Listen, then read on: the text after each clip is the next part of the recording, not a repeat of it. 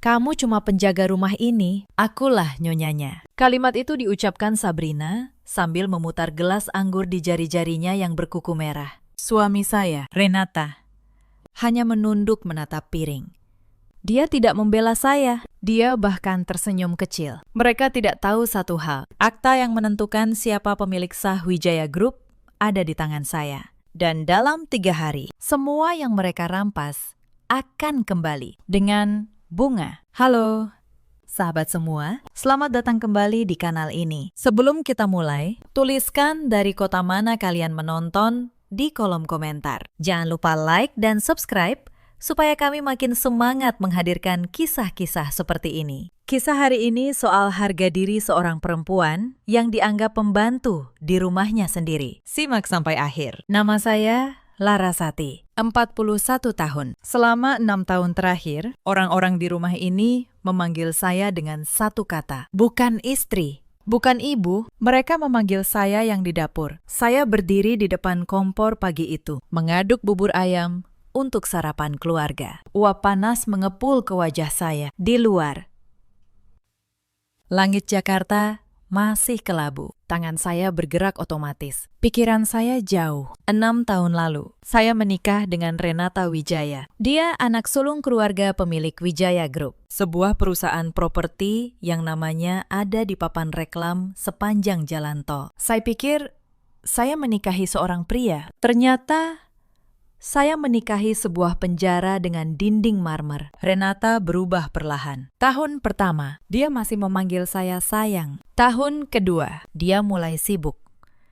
Tahun ketiga, dia mulai pulang larut. Dan di tahun keempat, dia membawa Sabrina masuk ke rumah ini. Saya masih ingat hari pertama retakan itu muncul. Tahun ketiga pernikahan, ulang tahun saya. Saya memasak makan malam istimewa, menunggu Renata pulang. Saya menunggu sampai tengah malam. Lilin di atas meja meleleh habis. Renata baru pulang pukul 2 dini hari, mabuk, dengan bau parfum perempuan lain di kemejanya. Saat saya bertanya pelan, dari mana dia? Dia membentak.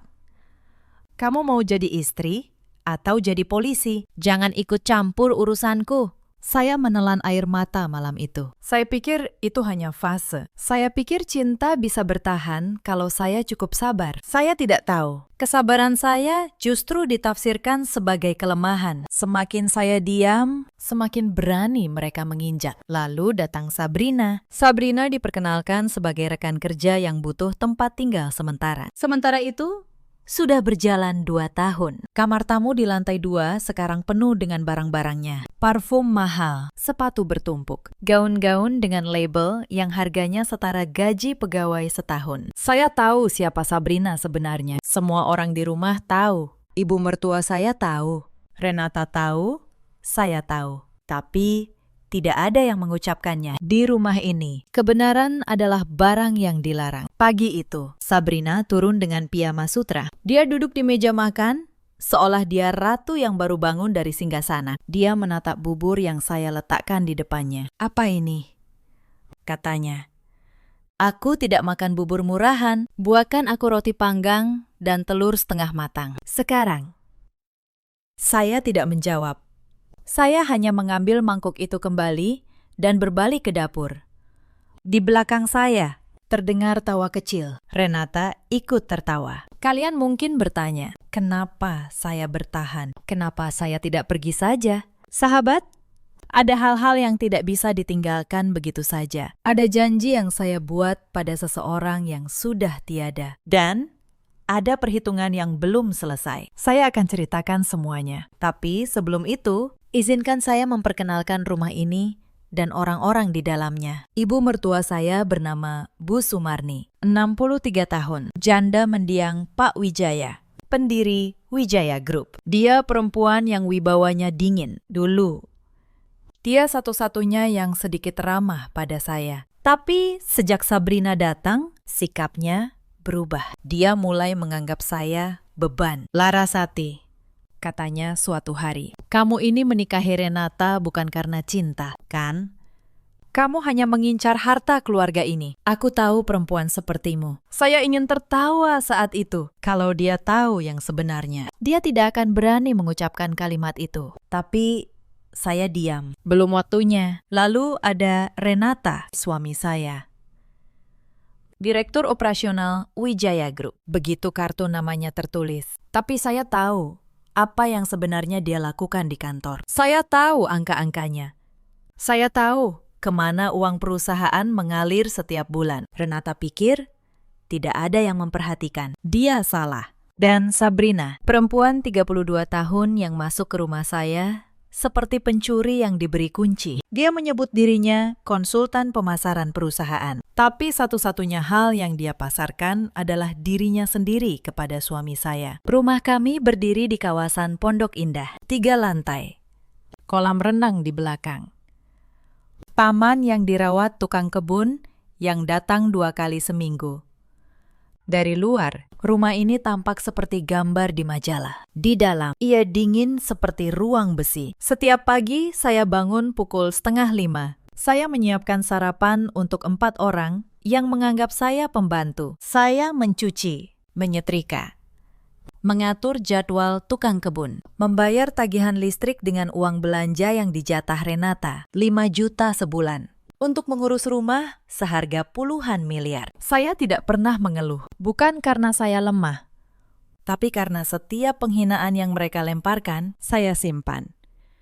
Saya catat.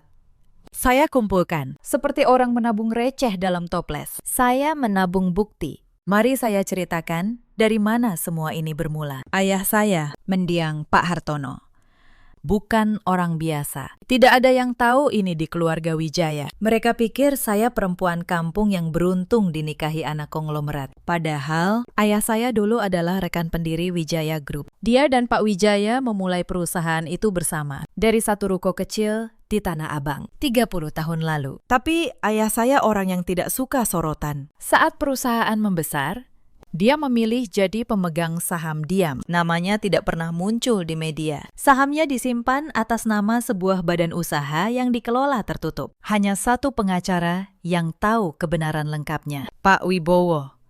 Pengacara setia ayah selama 30 tahun. Saat ayah saya meninggal 5 tahun lalu, seluruh kepemilikan sahamnya jatuh ke tangan saya, anak tunggalnya. Saya tidak pernah memberitahu siapapun. Bahkan Renata tidak tahu bahwa istri yang dia perlakukan seperti babu adalah pemegang saham terbesar kedua di perusahaan tempat dia bekerja. Kenapa saya diam selama ini? Karena ayah berpesan satu hal sebelum dia pergi. Laras, katanya dengan suara lemah di ranjang rumah sakit. Jangan pernah gunakan kekuasaan untuk membalas. Gunakan hanya untuk melindungi dirimu. Dan kalau suatu hari kamu harus berdiri, berdirilah dengan bukti, bukan dengan amarah.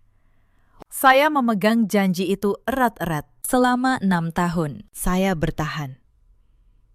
Saya berharap pernikahan ini bisa diselamatkan. Saya berharap Renata akan sadar. Saya salah. Yang menyadarkan saya bukan air mata, tapi sebuah dokumen. 3 bulan lalu, saya menemukan map plastik di laci meja kerja Renata. Dia lupa menguncinya. Di dalamnya ada laporan keuangan internal. Angka-angka yang seharusnya tidak saya lihat. Dan saat saya membaca baris demi baris, jantung saya berhenti sejenak. Renata menggelapkan uang perusahaan. Setiap bulan, dana proyek yang seharusnya untuk pembangunan apartemen di Bekasi dialihkan ke rekening pribadi. Jumlahnya tidak sedikit.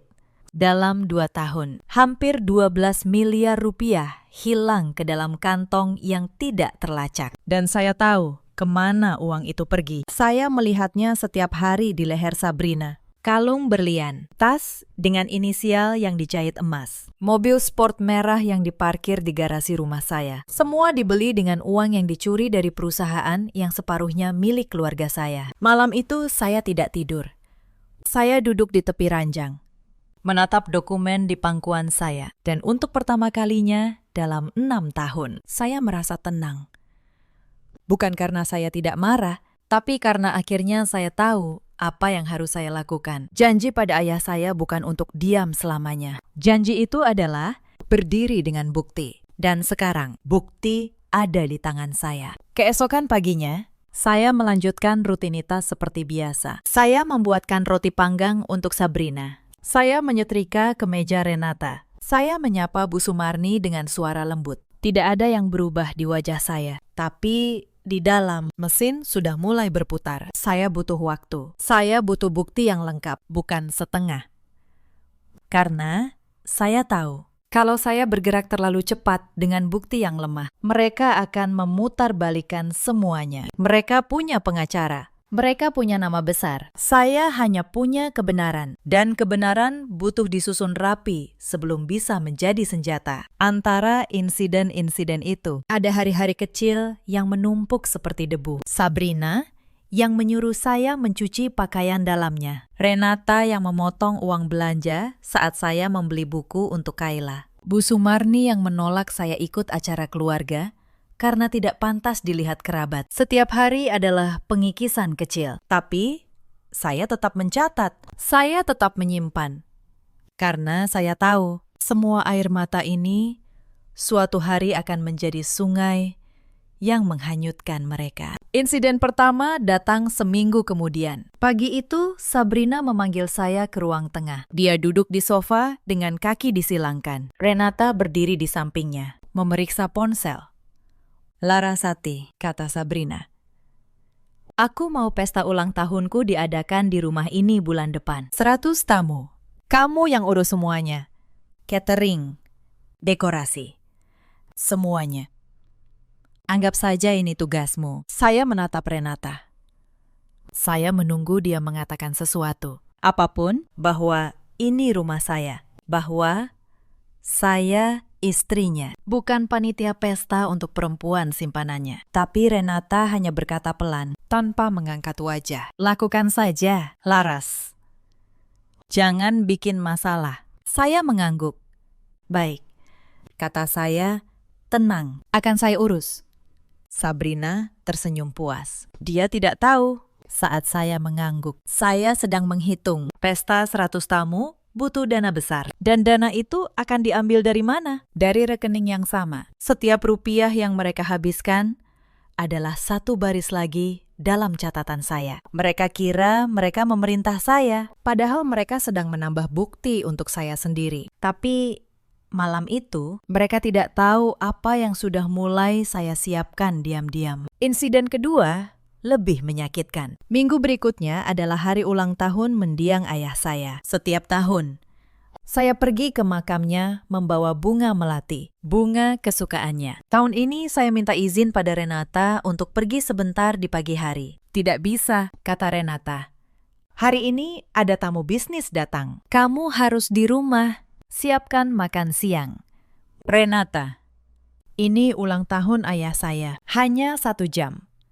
Sabrina menyela dari balik majalahnya. "Ayahmu sudah mati. Dia tidak akan tahu kamu datang atau tidak. Tapi tamu bisnis kami masih hidup dan butuh makan. Pilih mana yang penting." Kalimat itu menusuk lebih dalam dari pisau. Ayah saya, orang yang membangun separuh perusahaan tempat suami saya bekerja. Orang yang mengajari saya membaca neraca keuangan sejak saya berusia 12 tahun. Dihina sebagai sudah mati dan tidak akan tahu oleh perempuan yang hidup dari uang curian. Tangan saya gemetar di balik apron, tapi saya menelan semuanya. Saya menggenggam ujung apron saya erat-erat. Di dalam dada, sesuatu terbakar. Tapi saya tidak menangis. Saya hanya berkata, "Baik, saya siapkan makan siang." Dan saat malam tiba, setelah semua orang tidur, saya pergi ke makam ayah saya. Saya meletakkan bunga melati di atas batu nisannya. Saya duduk di sana lama sekali. "Ayah," bisik saya. "Maafkan aku terlambat, tapi sebentar lagi semua selesai. Aku akan berdiri seperti yang ayah minta. Pulang dari makam." Tekad saya sudah bulat. Tidak ada lagi keraguan. Esoknya, saya menghubungi Pak Wibowo, pengacara ayah. Diam-diam, dari ponsel yang tidak diketahui Renata. Saya minta dia menyiapkan seluruh dokumen kepemilikan saham saya. Lengkap, tersertifikasi, siap dibawa ke notaris. Pak Wibowo terdiam sejenak di telepon. Lalu dia berkata, "Akhirnya, Nak Laras, bapakmu menunggu hari ini selama bertahun-tahun. Saya siapkan semua." Insiden ketiga. Sabrina mulai masuk ke kamar saya. Kamar yang dulu saya tempati bersama Renata, sebelum dia memindahkan saya ke kamar kecil di belakang dapur. Suatu sore, saya pulang belanja dan menemukan lemari saya terbuka. Pakaian saya berserakan di lantai. Sabrina sedang memilah-milah perhiasan saya. Perhiasan peninggalan ibu saya. Lumayan juga koleksimu, katanya, tanpa rasa bersalah. Yang ini kuambil, ya. Cocok untuk pestaku nanti. Dia memegang gelang emas tua, satu-satunya benda berharga peninggalan ibu yang saya simpan. Itu milik ibu saya, kata saya. Suara saya bergetar. Bukan karena takut, tapi karena menahan. Sekarang, milikku, kata Sabrina. Di rumah ini, semua milik yang lebih pantas. Dan kamu jelas tidak pantas. Saya menarik napas dalam. Saya berkata, ambil saja. Lalu, saya keluar dari kamar. Tapi malam itu, saya memotret gelang itu di pergelangan tangan Sabrina saat dia memamerkannya di meja makan. Foto itu masuk ke folder yang sama dengan bukti-bukti lain. Pencurian. Satu lagi baris untuk catatan saya. Mereka mengira mereka sedang merampas hidup saya. Padahal, setiap rampasan itu sedang merampas masa depan mereka sendiri. Insiden keempat menyeret ibu mertua saya. Suatu malam, Bu Sumarni memanggil saya ke ruang kerjanya. Di atas meja ada selembar kertas. Tanda tangani ini, katanya. Saya membacanya. Itu surat pernyataan. Isinya, saya menyatakan tidak memiliki klaim apapun atas harta keluarga Wijaya dan bersedia menerima perceraian tanpa tuntutan apapun bila diminta. Kenapa saya harus menandatangani ini, Bu? Tanya saya. Karena Renata akan menikahi Sabrina, kata Bu Sumarni datar. Lebih cepat, lebih baik. Kamu sudah tidak berguna di keluarga ini. Tanda tangani. Dan kami beri kamu 50 juta untuk pergi. Anggap itu kebaikan kami. 50 juta untuk mengusir saya dari rumah yang sebagian sahamnya milik saya. Saya hampir tertawa, tapi saya menahannya. Saya berkata, boleh saya pikirkan dulu, Bu? Beri saya waktu seminggu. Seminggu, kata Bu Sumarni. Tidak lebih. Saya membawa surat itu keluar di kamar. Saya memfotonya. Bukti pemaksaan, bukti niat.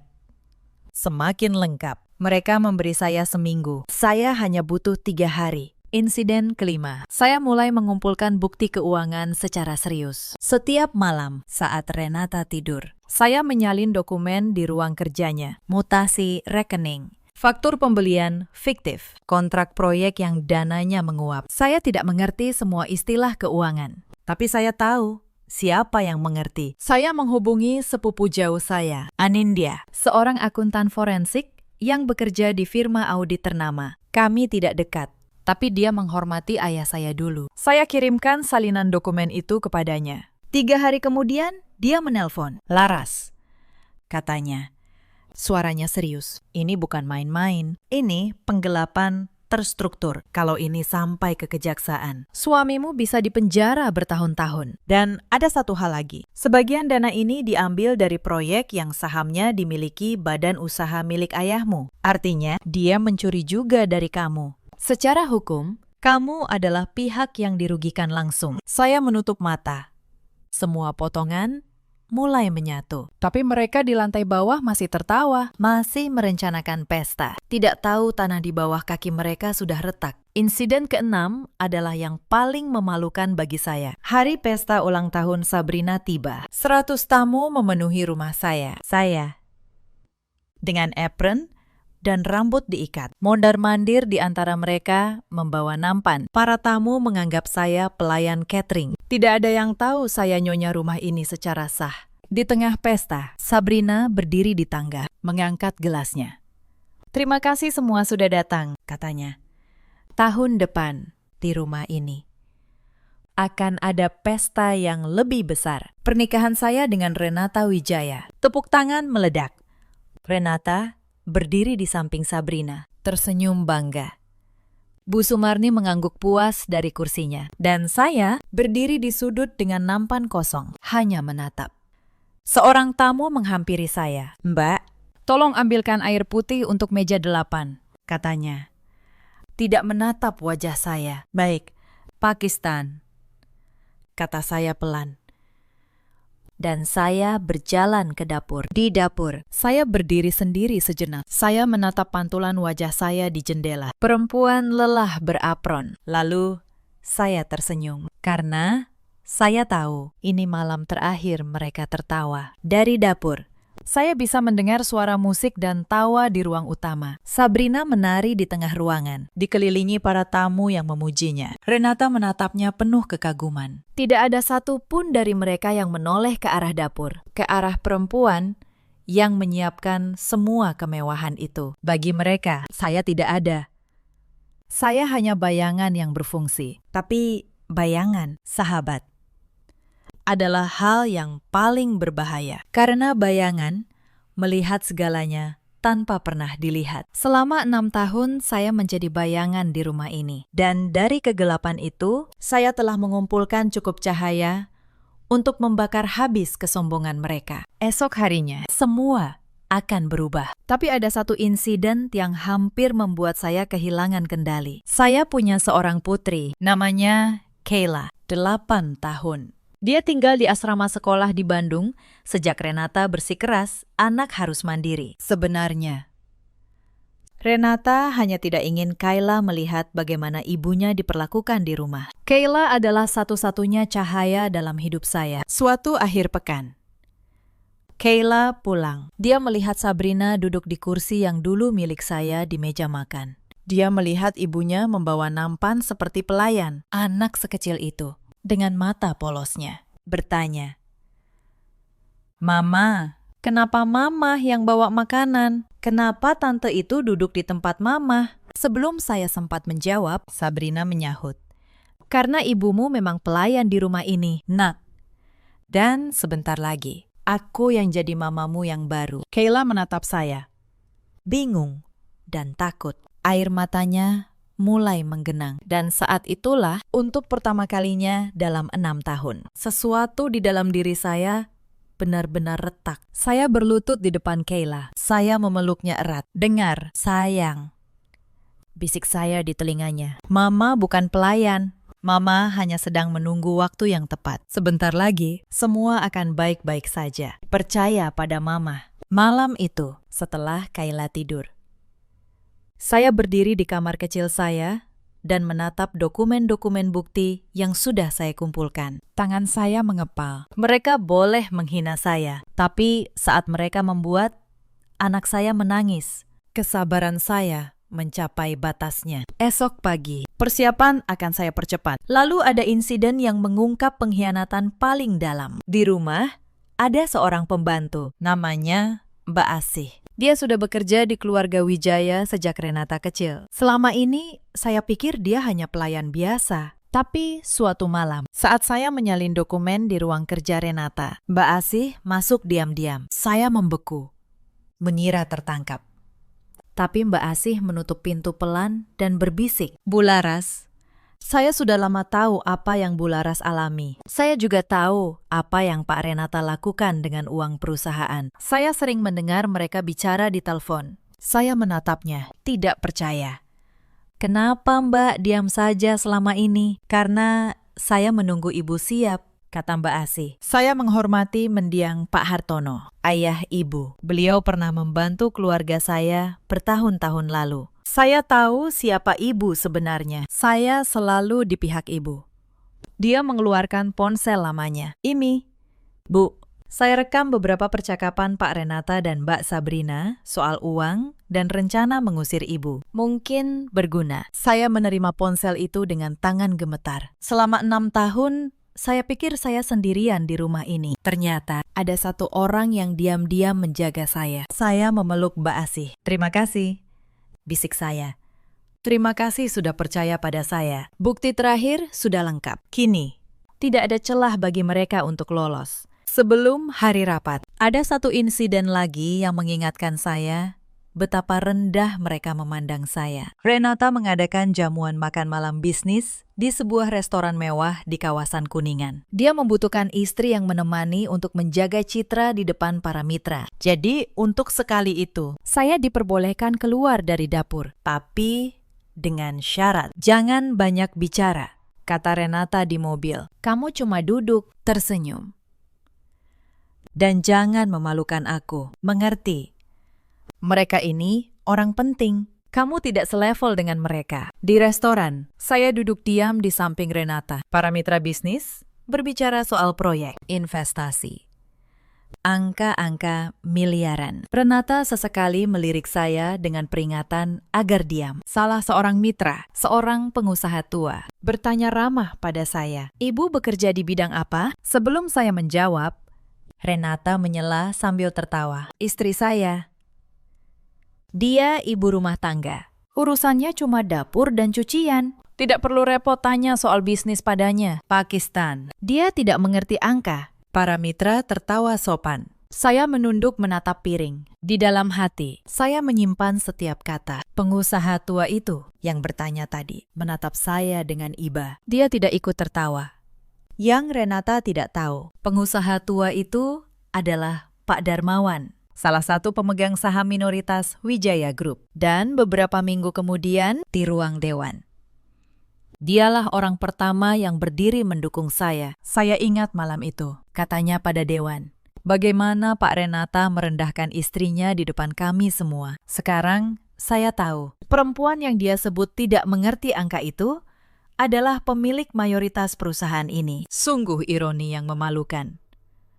Malam jamuan itu, saya pulang dengan tekad yang semakin kuat. Setiap penghinaan adalah bahan bakar. Dan tangki saya sudah penuh. Insiden ke-7. Persiapan terakhir. Keesokan paginya, saya bangun lebih awal dari biasa. Tapi kali ini, saya tidak ke dapur. Saya mengenakan pakaian yang sudah lama tidak saya sentuh. Setelan kerja warna abu gelap, peninggalan masa sebelum pernikahan. Saat saya masih menjadi diri saya sendiri, saya menatap cermin. Untuk pertama kalinya dalam 6 tahun, saya melihat Larasati yang dulu. Saya menemui Pak Wibowo di kantornya pukul 8 pagi. Di sana sudah menunggu Anindya dengan map tebal berisi laporan audit forensik. Pak Wibowo menyerahkan dokumen kepemilikan saham saya, sudah disahkan notaris. Dan satu surat lagi yang membuat tangan saya gemetar saat memegangnya. Apa ini? Pakistan, tanya saya.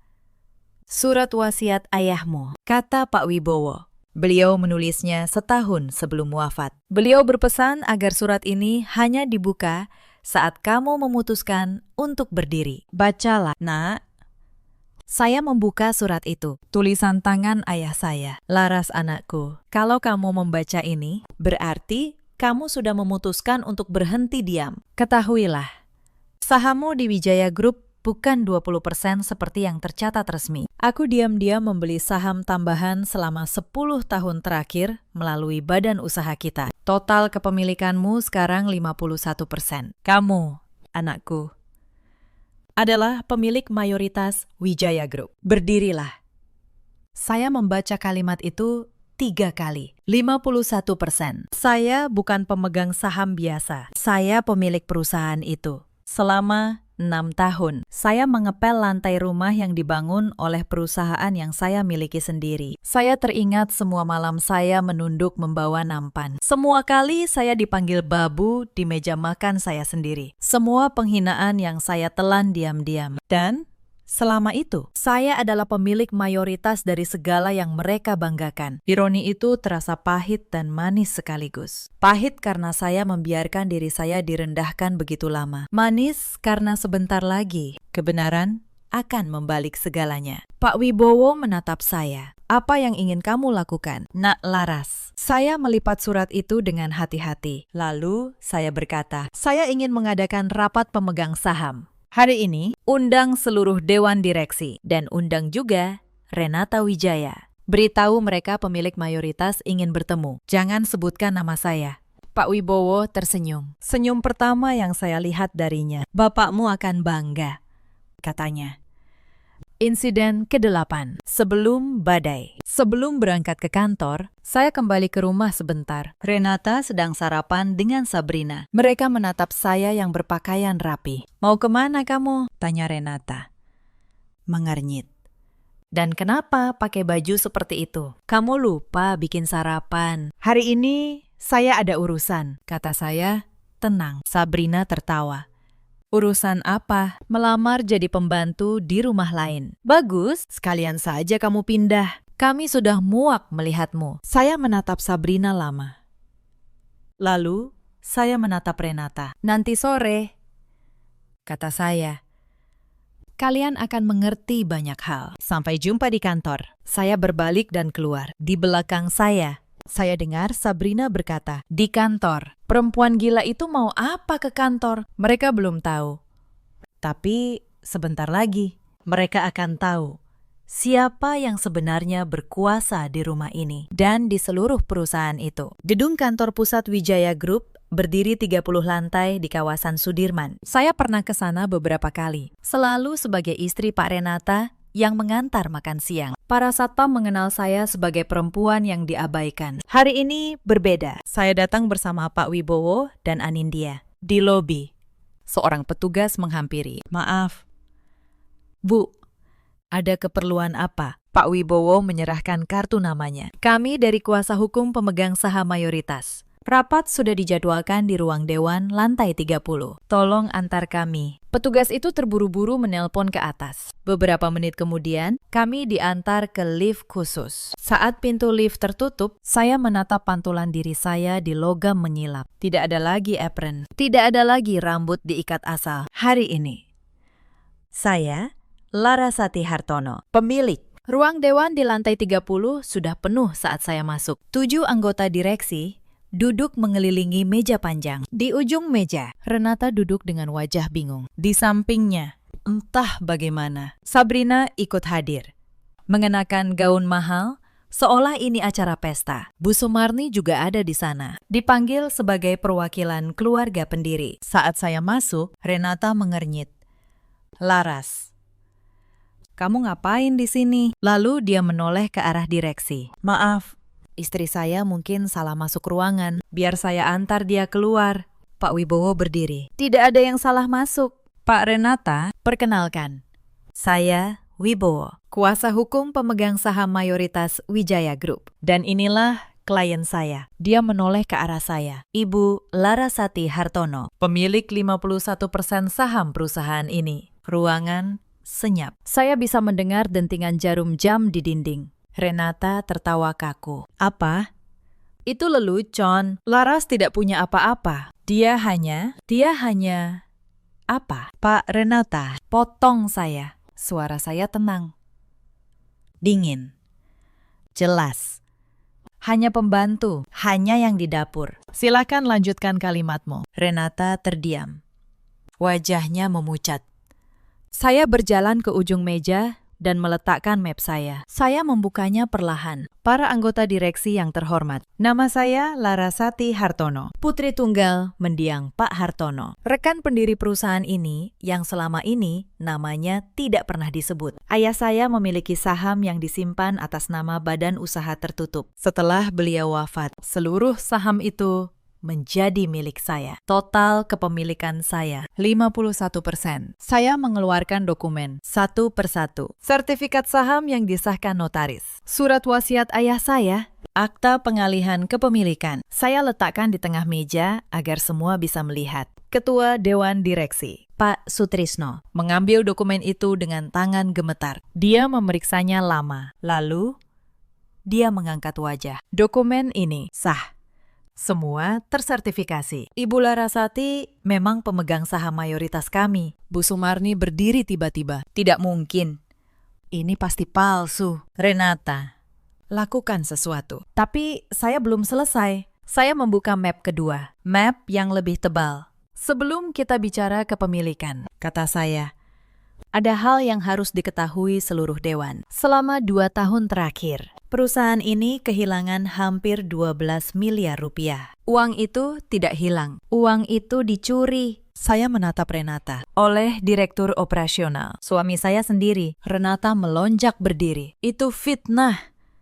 Kamu tidak punya bukti. Saya tersenyum tipis. Senyum yang sama yang selalu saya sembunyikan selama 6 tahun. Tidak punya bukti. Saya memberi isyarat pada Anindya. Dia berdiri dan membagikan laporan audit forensik kepada setiap anggota direksi. Saya Anindya, akuntan forensik bersertifikat, katanya. Laporan ini menunjukkan aliran dana dari rekening proyek apartemen Bekasi ke rekening pribadi atas nama Renata Wijaya. Faktur fiktif, kontrak palsu, semua terdokumentasi dengan tanggal dan jumlah. 12 miliar 400 juta rupiah dalam 23 transaksi. Layar di ruangan menyala. Anindya menampilkan satu persatu. Mutasi rekening, tanggal transfer, lalu dia menampilkan sesuatu yang membuat Sabrina memucat. Dan ini, kata Anindya, adalah pembelian-pembelian yang dilakukan dengan dana tersebut. Kalung berlian dibeli 3 hari setelah transfer 2 miliar. Mobil sport merah dibeli dengan dana proyek. Tas-tas mewah, semua atas nama satu orang. Saudari Sabrina, semua mata menoleh ke Sabrina. Dia mulai gemetar.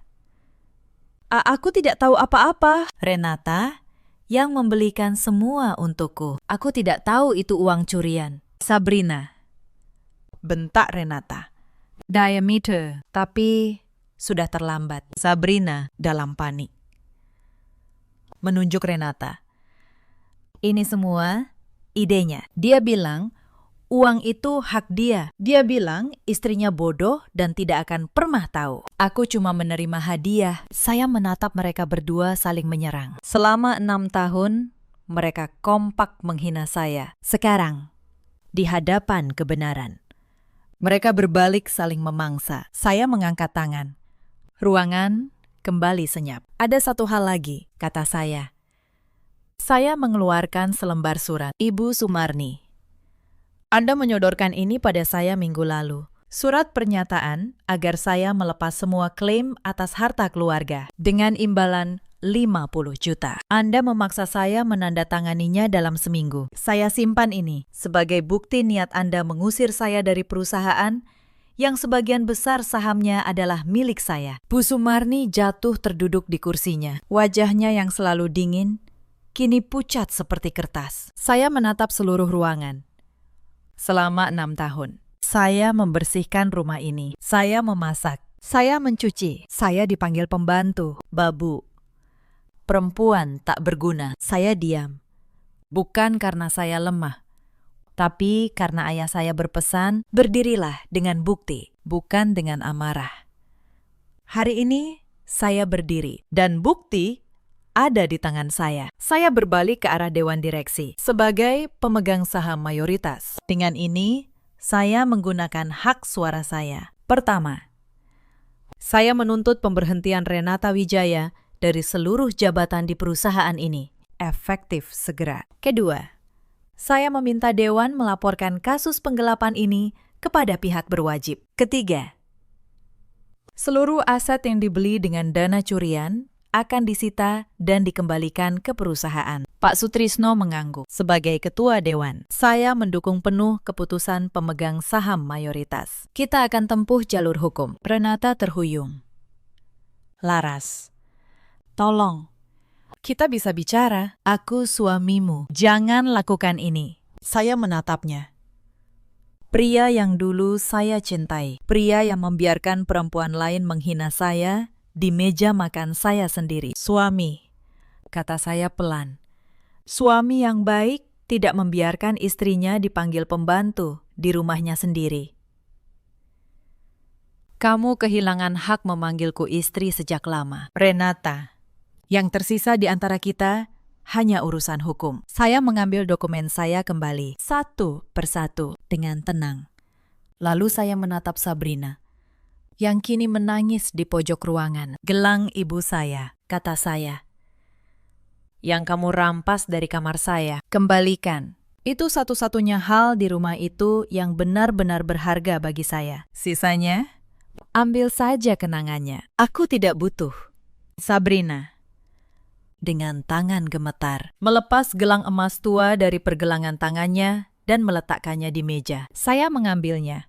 Saya menggenggamnya erat. Untuk pertama kalinya hari itu, mata saya berkaca-kaca, bukan karena sedih, tapi karena akhirnya saya menepati janji pada ayah dan ibu saya. Saya melangkah keluar dari ruang dewan. Di belakang saya, suara-suara mulai riuh. Telepon berdering. Anggota direksi memanggil bagian hukum. Renata berteriak meminta pengacara. Sabrina menangis histeris. Bu Sumarni duduk membatu. Tapi saya tidak menoleh. Saya sudah selesai dengan ruangan itu. Di lift, Anindya menatap saya. Kamu hebat, Laras, katanya. Aku tidak menyangka kamu bisa setenang itu. Aku berlatih selama 6 tahun, kata saya. Setiap kali mereka menghina, aku belajar menahan. Hari ini, semua latihan itu terpakai. Pak Wibowo menepuk bahu saya pelan. Bapakmu pasti tersenyum dari sana. Nak, tapi cerita ini belum benar-benar selesai. Karena keadilan butuh waktu untuk berjalan. Dan luka butuh waktu untuk sembuh. 3 hari setelah rapat itu, polisi datang ke rumah Pondok Indah. Mereka membawa surat penggeledahan. Renata diperiksa sebagai tersangka penggelapan dana perusahaan. Mobil sport merah disita dari garasi. Perhiasan Sabrina disita satu persatu. Rumah yang selama ini menjadi panggung penghinaan saya, kini menjadi tempat mereka kehilangan segalanya. Saya berdiri di teras saat polisi membawa kotak demi kotak dokumen keluar dari ruang kerja Renata. Para tetangga berkumpul di pagar, berbisik-bisik. Wartawan mulai berdatangan. Nama Wijaya Group, yang selama ini hanya muncul di papan reklame megah, kini muncul di berita kriminal. Renata duduk di kursi ruang tamu, kepala tertunduk. Tangan gemetar. Pria yang dulu membentak saya jangan ikut campur urusanku, kini tidak bisa menatap mata siapapun. Salah seorang penyidik menghampiri saya, Ibu Larasati. Sebagai pihak pelapor sekaligus pemegang saham mayoritas, kami akan butuh keterangan Ibu sebagai saksi kunci. Saya mengangguk. Saya akan kooperatif sepenuhnya. Semua bukti ada di tangan saya, dan saya siap menyerahkan semuanya. Renata mendongak menatap saya.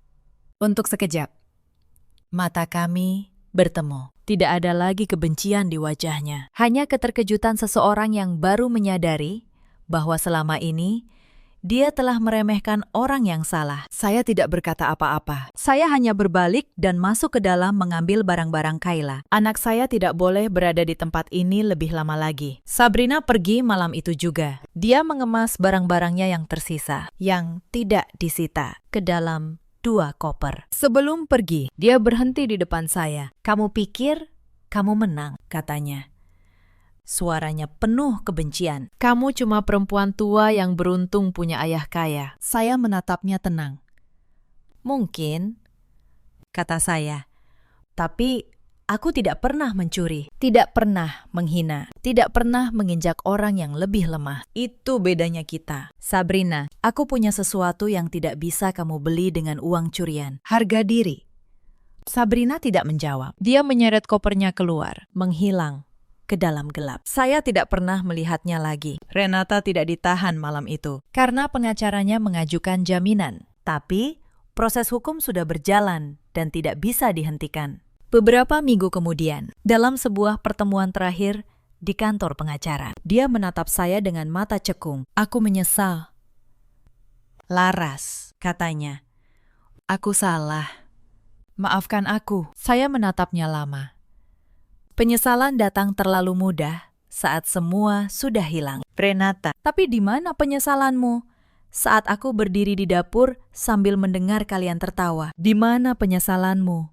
Saat ibumu menyuruhku tanda tangan surat pengusiran. Maaf bukan untuk diberikan saat kamu sudah tidak punya pilihan. Saya menandatangani surat cerai dengan tenang, tanpa air mata. Hubungan yang sudah lama mati hanya butuh dikuburkan secara resmi. Bu Sumarni adalah yang paling mengejutkan. Beberapa bulan kemudian, dia datang ke kantor saya. Sekarang kantor pemilik mayoritas Wijaya Group. Dia tampak menua 10 tahun dalam beberapa bulan. Larasati, katanya pelan.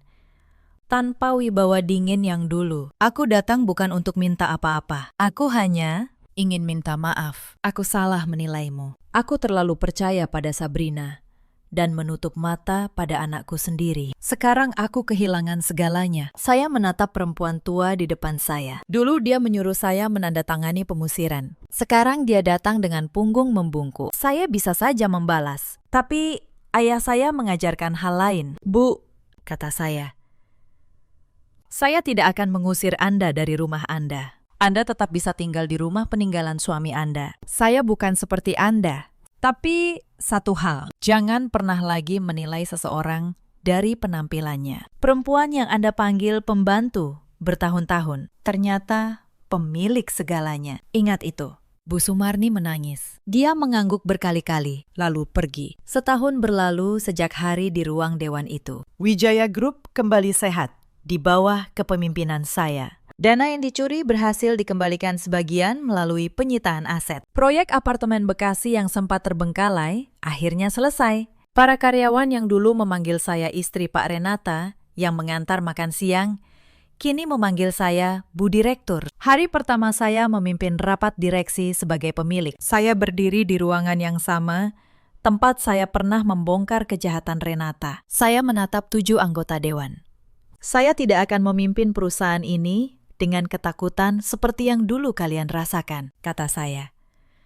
Ayah saya mendirikan Wijaya Group dengan kejujuran. Saya akan menjalankannya dengan cara yang sama. Tidak ada lagi dana gelap, tidak ada lagi penghinaan. Siapapun yang bekerja keras akan dihargai, tidak peduli dari mana asalnya. Para karyawan yang dulu menunduk takut pada Renata, kini menatap saya dengan rasa hormat yang tulus. Dalam setahun, keuntungan perusahaan naik 30%. Bukan karena keajaiban, tapi karena untuk pertama kalinya dalam bertahun-tahun, perusahaan dipimpin oleh orang yang tidak mencuri dari dalam. Saya pindah dari rumah Pondok Indah. Rumah itu menyimpan terlalu banyak luka. Saya membeli rumah kecil yang nyaman di kawasan yang tenang, dengan dapur yang menghadap taman. Sekarang saya memasak bukan karena disuruh. Saya memasak karena saya suka. Ada bedanya yang besar di antara keduanya. Yang paling berharga, Kayla kembali tinggal bersama saya. Tidak ada lagi asrama jauh di Bandung. Setiap pagi saya mengantarnya sekolah. Setiap sore kami memasak bersama di dapur kecil yang menghadap taman. Suatu hari Kayla bertanya, "Mama,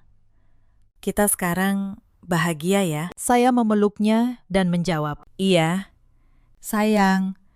Sekarang kita bahagia dan tidak ada yang bisa mengambilnya lagi dari kita." Mbak Asih, saya ajak ikut. Dia bukan lagi pembantu, tapi bagian dari keluarga kecil kami. Dulu Mbak menjaga saya diam-diam, kata saya padanya. Sekarang giliran saya menjaga Mbak. Dia menangis bahagia. Gelang ibu saya selalu saya kenakan. Setiap kali saya menatapnya, saya teringat 2 orang, ibu yang mewariskannya dan ayah yang mewariskan keberanian. Suatu sore, saya kembali ke makam ayah. Saya membawa bunga melati seperti biasa. Tapi kali ini saya tidak datang dengan beban. Saya datang dengan ketenangan. "Ayah," bisik saya, "aku sudah berdiri. Aku berdiri dengan bukti. Bukan dengan amarah, seperti yang ayah minta. Dan aku tidak menggunakan kekuasaan untuk menghancurkan. Aku menggunakannya untuk melindungi diriku dan untuk memberi keadilan.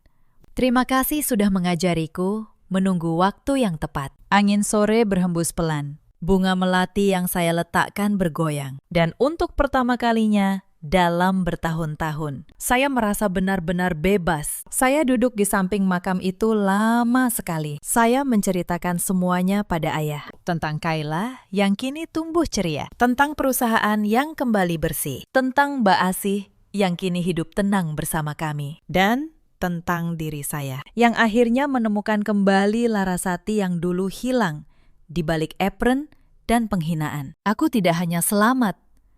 "Ayah," bisik saya, "aku menang.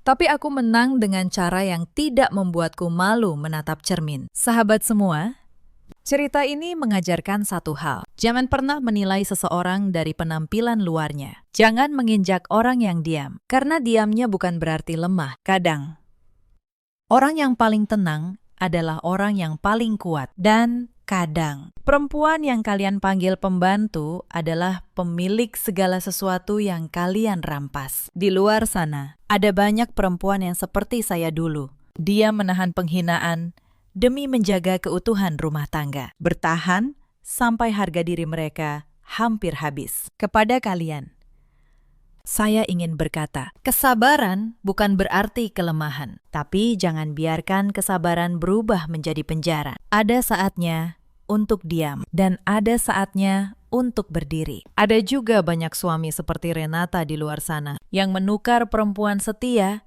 dengan kilauan sesaat, yang baru menyesal saat semua sudah hilang. Ingatlah, kesetiaan tidak bisa dibeli kembali setelah dikhianati. Dan ada pula para ibu mertua seperti Bu Sumarni yang terlalu cepat menghakimi, terlalu lambat menyadari, sampai mereka kehilangan apa yang sebenarnya berharga. Renata akhirnya menjalani proses hukum dan kehilangan karir serta nama baiknya. Sabrina menghilang entah kemana, kembali menjadi bukan siapa-siapa. Bu Sumarni menua dalam penyesalan. Dan saya, Larasati, bangkit dari dapur tempat mereka mengurung saya, menjadi pemimpin atas hidup saya sendiri. Dalam hidup, kita selalu punya pilihan. Pilihan untuk membalas dengan kebencian atau berdiri dengan kebenaran. Saya memilih yang kedua, dan itu membuat saya menang tanpa harus menjadi jahat. Ceritakan kisah kalian di kolom komentar. Pernahkah kalian merasa diremehkan, lalu membuktikan bahwa mereka salah? Terima kasih sudah menemani sampai akhir. Sampai jumpa di cerita berikutnya. Suara tamparan itu menggema di lobi gedung resepsi. Pipiku panas. Kepalaku terlempar ke samping. Sesaat pandanganku memutih. Yang menamparku adalah suamiku sendiri. Reza, pria yang sudah 5 tahun tidur di sisiku. Tahu diri sedikit, desisnya. Siapa yang mengizinkanmu datang ke sini? Di belakangnya, ibu mertuaku berdiri dengan gaun ungu dan kalung berlian. Beliau menatapku seolah aku sampah yang tersesat masuk ke pesta. Malam ini acara lamaran Vania, kata Bu Sulastri dingin. Bukan tempat untuk perempuan kampung seperti kamu. Pergi. Adik iparku, Vania, hanya tersenyum. Senyum yang seakan berkata, rasakan. Tangannya memegang ponsel. Ia merekam wajahku yang bengkak, seperti sedang menonton hiburan. 5 tahun. 5 tahun aku menahan setiap hinaan dari keluarga ini. Dan inilah balasannya. Sebuah tamparan di depan 200 tamu. Saat itu juga, sesuatu di dalam diriku padam. Tenang sekali. Aku tidak menangis. Aku justru merasa lega. Aku merogoh saku mantelku. Mata Bu Sulastri mengikuti gerakanku. Apa itu? Tanyanya curiga. Aku tidak menjawab. Aku hanya tersenyum. Akan kutunjukkan pada kalian siapa sebenarnya perempuan yang selama ini kalian injak. Halo, sahabat. Selamat datang kembali di kanal ini. Tarik napas, siapkan teh hangat kalian. Karena malam ini, aku akan menceritakan bagaimana sebuah tamparan mengubah segalanya. Namaku Maya Anindya, usiaku 33 tahun. Aku tinggal di sebuah apartemen mewah di kawasan Kemang, Jakarta Selatan, lantai 20. Dengan jendela kaca yang memperlihatkan seluruh kota. Tetapi rumah mewah itu bukan tempat peristirahatanku. Itu adalah tempat kerjaku yang tanpa upah. Setiap pagi, jam 4:30, aku sudah berdiri di dapur, memakai celemek, memotong, menumis, menata. Bukan untuk diriku, untuk mereka, suamiku. Reza Pratama, 37 tahun. Dulu manis, sekarang hanya bayangan ibunya. Ibu mertuaku, Bu Sulastri, 60 tahun. Ratu kecil di rumah yang bukan miliknya. Dan adik iparku, Vania, 29 tahun. Calon pengantin yang merasa seluruh dunia berutang padanya. Di rumah ini, aku bukan menantu, aku adalah pembantu tanpa gaji, sekaligus tempat membuang segala kekesalan mereka. Itulah peranku selama 5 tahun. Biar ku ceritakan sedikit seperti apa hariku. Pukul 4:30, alarm di ponselku berbunyi pelan agar tidak membangunkan Reza. Aku bangun, mencuci muka, dan langsung ke dapur. 1,5 jam pertama untuk menyiapkan sarapan, bukan sarapan biasa. Bu Sulastri menuntut hidangan seperti di restoran. Jika kopinya kurang panas, beliau akan mengembalikannya. Jika telurnya sedikit terlalu matang, beliau akan mengomel sepanjang pagi. Setelah sarapan, aku mencuci semua piring, mengepel dapur, lalu bergegas mandi dan berangkat ke klinik. Di sana, dunia berbeda. Di sana, aku adalah seseorang, tetapi tidak ada yang tahu, dan aku menjaga rahasia itu rapat-rapat. Sepulang kerja, rutinitas terbalik. Menyiapkan makan malam, mencuci, membereskan rumah. Saat keluarga mertuaku sudah tidur, barulah aku punya waktu untuk diriku. Biasanya, hanya cukup untuk mandi dan tidur sebelum alarm berbunyi lagi. Akhir pekan tidak lebih ringan, justru lebih berat.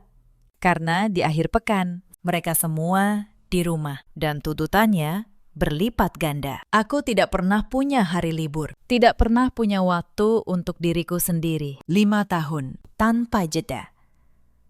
Kadang, saat mencuci piring tengah malam, aku bertanya pada bayanganku di jendela, Maya, kapan kamu menjadi seperti ini? Perempuan yang dulu punya mimpi, kini hanya mesin yang melayani orang-orang yang bahkan tidak menganggapnya manusia. Tetapi, setiap pagi, aku bangun lagi dan mengulang semuanya. Mungkin itulah yang paling menyedihkan. Bukan beban kerjanya, tetapi betapa aku membiarkan diriku percaya bahwa suatu hari semua ini akan dibalas dengan cinta. Pagi itu, seperti biasa, aku menyiapkan sarapan untuk 4 orang, tetapi lauknya harus 10 macam. Nasi uduk, ayam goreng lengkuas, tempe orek, telur balado, sambal goreng ati, dan masih banyak lagi. Jika satu saja kurang, Bu Sulastri akan menghela napas panjang, seolah aku telah melakukan dosa besar. Aku meletakkan piring terakhir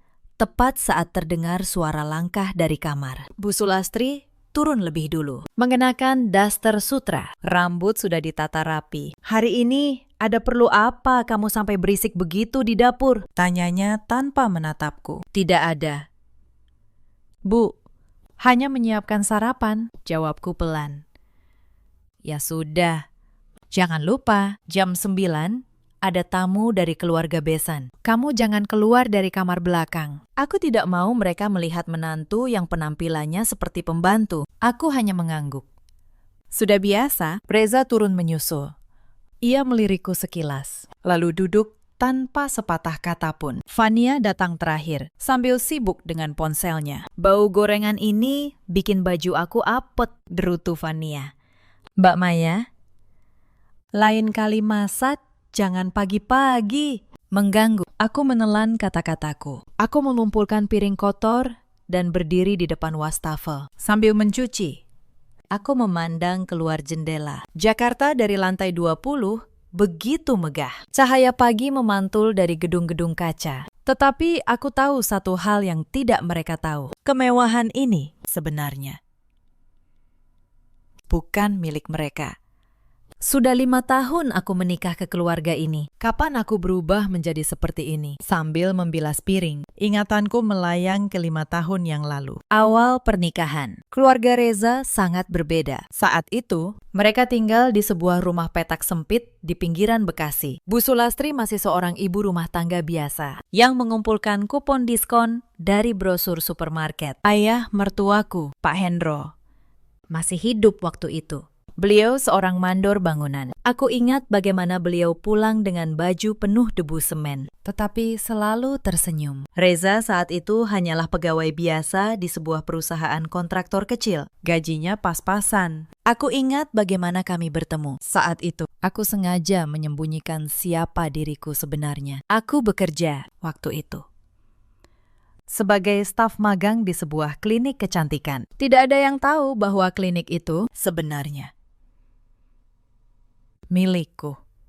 Aku ingin merasakan bekerja dari bawah, belajar dari karyawan biasa sebelum mengelola seluruh jaringannya. Ibuku yang memintaku begitu. Maya, kata beliau dulu, ibu sudah terlalu sering melihat orang mendekat hanya karena uang. Teman yang berkhianat, pria yang berpura-pura cinta, kerabat yang menincar warisan. Ibu tidak ingin kamu mengalami itu. Sembunyikan dulu siapa kamu. Cari orang yang mencintaimu apa adanya. Maka, kusembunyikan. Aku mengenakan baju sederhana, naik kendaraan umum, dan hidup seperti perempuan biasa. Reza mendekatiku saat itu. Ia tampak tulus. Ia membawakan makan siang, menungguku pulang kerja, mendengarkan ceritaku. Aku percaya aku telah menemukan pria yang mencintaiku, bukan hartaku. Aku menikahinya tanpa pernah memberitahu siapa keluargaku. Ibuku hadir di pernikahan, berpakaian sederhana, dan Bu Sulastri menyapanya sekilas. Lalu berkata, "Oh, dari kampung, ya, dan berlalu begitu saja. Saat itu, aku memilih diam. Aku pikir, biarlah.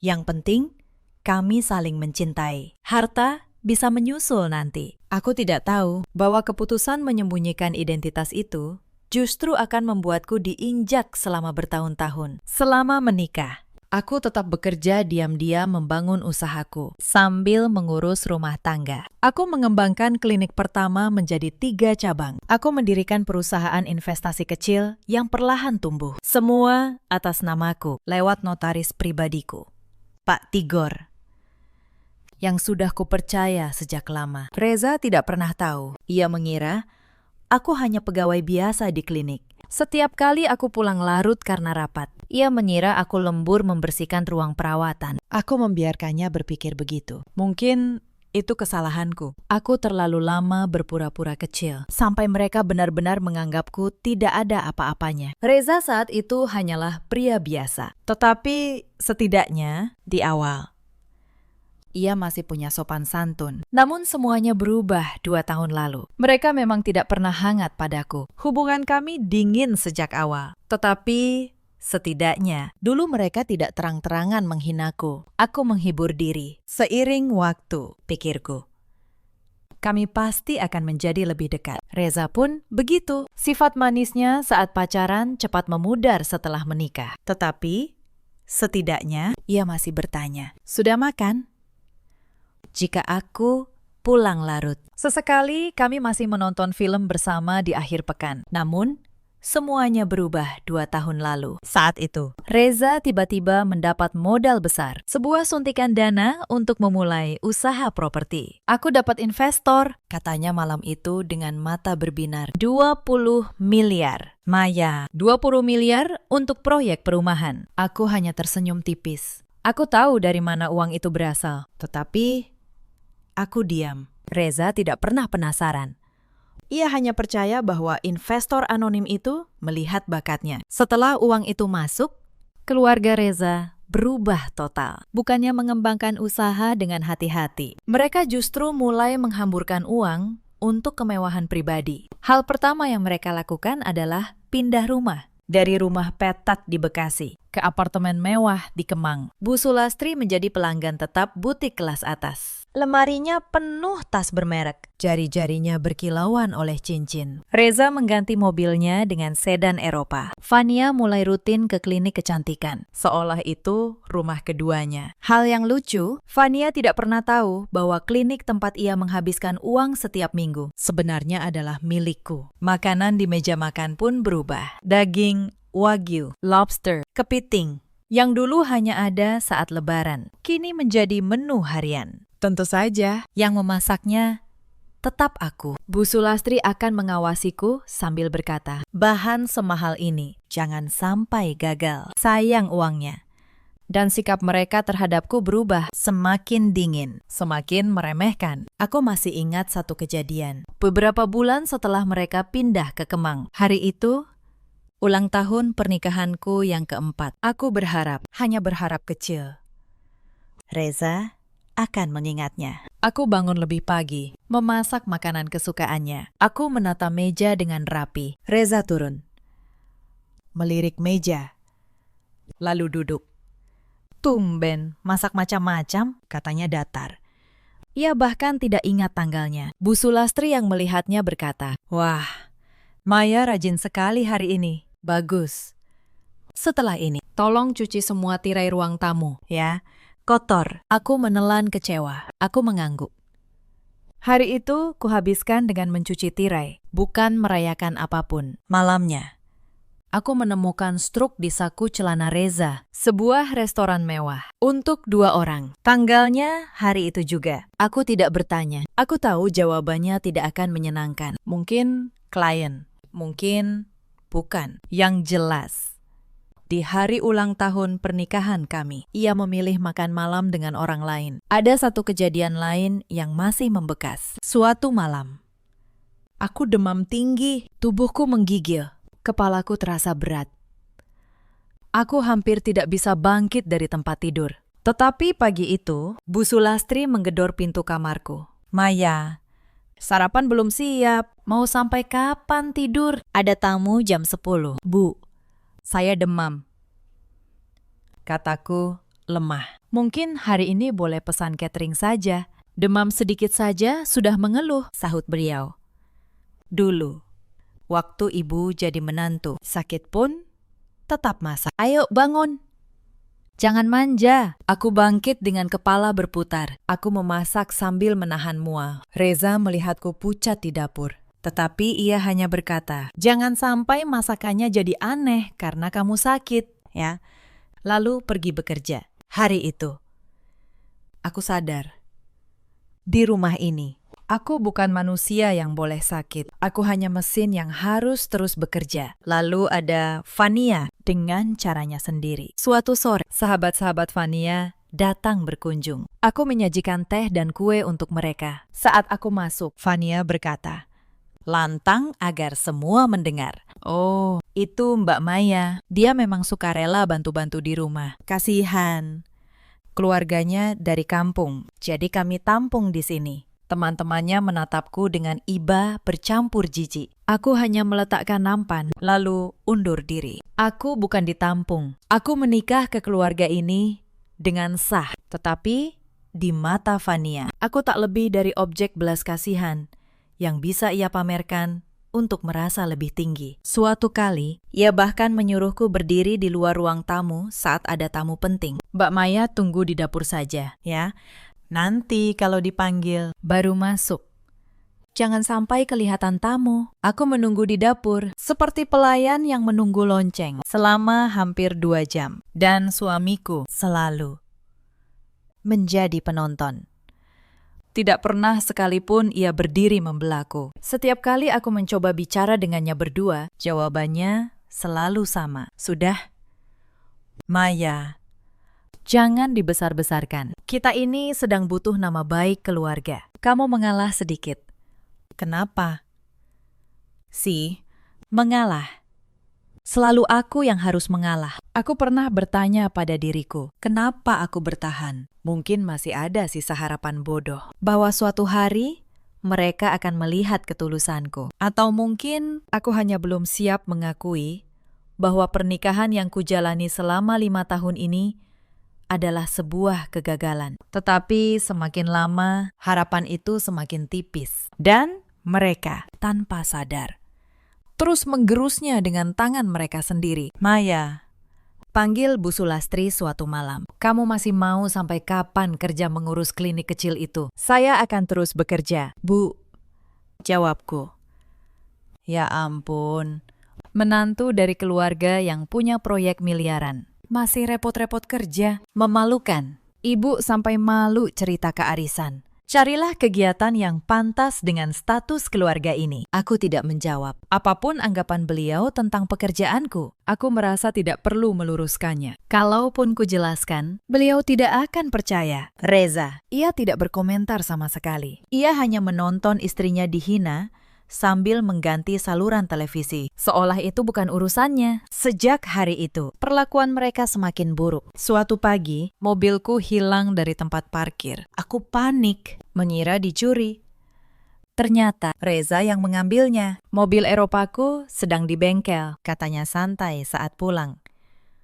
Aku pakai mobilmu dulu untuk jemput relasi. Masa aku jemput klien penting pakai mobil butut? Kamu kan kemana-mana bisa naik ojek online. Mobil itu kubeli dengan uangku sendiri. Tetapi di mata Reza, segala milikku otomatis menjadi miliknya. Sementara segala miliknya tetap miliknya sendiri. Aku tidak protes. Aku hanya naik ojek ke klinik pagi itu. Sambil berpikir betapa lucunya hidupku. Pemilik 3 klinik naik ojek karena mobilnya diambil suami untuk pamer pada klien. Tak lama setelah itu, datang tagihan kartu kredit. Banyak, ternyata telah menggunakan kartu kredit tambahan yang dulu kubuat atas namaku untuk Reza. Entah bagaimana, kartu itu sampai ke tangan Fania. Tagihannya membengkak. Puluhan juta untuk tas, sepatu, dan perawatan kecantikan. Saat aku menanyakannya, Bu Sulastri yang menjawab, "Oh, itu." Vania kan adik iparmu. Sesama keluarga. Masa hitung-hitungan soal uang segitu? Kamu kan kerja, bayar saja. Lagi pula, untuk apa kamu punya uang kalau bukan untuk keluarga? Aku membayar tagihan itu. Bukan karena aku tidak bisa menolak, tetapi karena aku ingin melihat sampai di mana mereka akan memanfaatkanku jika aku terus diam. Jawabannya, ternyata tidak ada batasnya. Sejak saat itu, mereka semakin berani. Bu Sulastri mulai memanggilku dengan, "Hai, kamu. Buatkan kopi, antar baju ke laundry, bersihkan teras." Seolah memanggil pembantu yang ia gaji. Kadang aku bingung, apakah aku ini menantu atau karyawan di rumah ini. Vania lebih parah. Ia menghela napas setiap kali aku lewat di ruang keluarga. Astaga, baju itu lagi, sindirnya. Sudah berapa tahun sih? Mbak, kita ini punya citra keluarga. Tolong, kalau keluar, dandan sedikit. Apa kata calon keluarga besarku nanti kalau lihat kakak iparku begini? Suatu kali, ia sengaja menelpon temannya di depanku. Iya, kakak iparku memang agak gimana gitu. Ya, mau bagaimana lagi? Level keluarganya beda. Dan Reza, seperti biasa, hanya menjadi penonton. Sudah, kamu sabar saja, katanya. Kalau aku mengeluh, Mama memang begitu orangnya. Jangan diambil hati.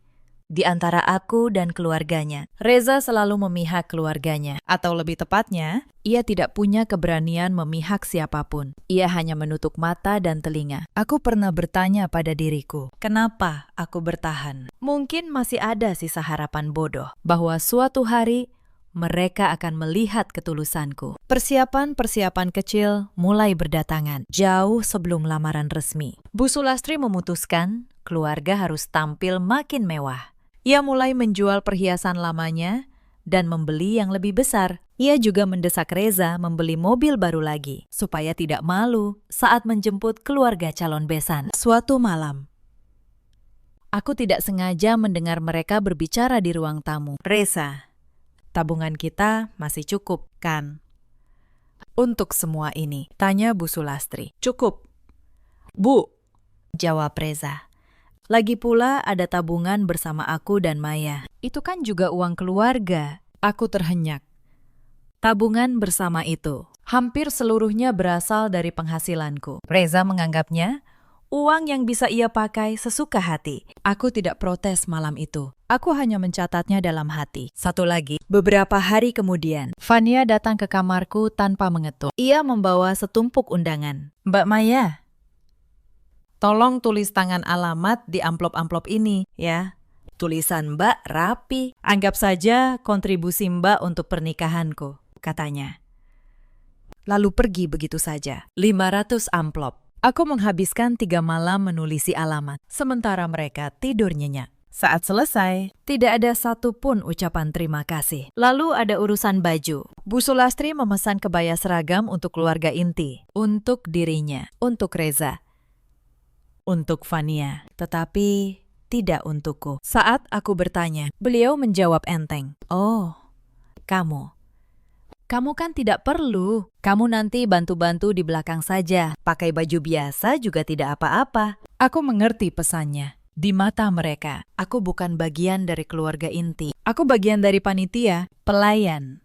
Puncaknya datang seminggu sebelum lamaran. Suatu pagi, saat aku membereskan kamar Reza, sebuah map terjatuh dari lemarinya. Isinya dokumen perencanaan keuangan pesta. Aku tidak berniat membacanya, tetapi satu baris menarik perhatianku. Di sana tertulis, rencana mereka memakai dana proyek perumahan untuk menutup biaya pesta yang membengkak. Dana proyek, dana yang berdiri di atas modal dan tanahku. Mereka tidak hanya menguras tabungan bersama. Mereka berniat memakai uang yang tanpa mereka sadari sebenarnya milikku untuk memestakan keangkuhan mereka sendiri. Aku menutup map itu, meletakkannya kembali persis seperti semula. Tanganku tenang. Anehnya, aku tidak lagi marah. Aku hanya merasa segala sesuatunya menjadi semakin jelas. Malam itu, Aku menelpon Pak Tigor untuk pertama kalinya dalam urusan ini, hanya untuk memastikan semua dokumen asli masih tersimpan aman. Beliau mengonfirmasi, semuanya lengkap.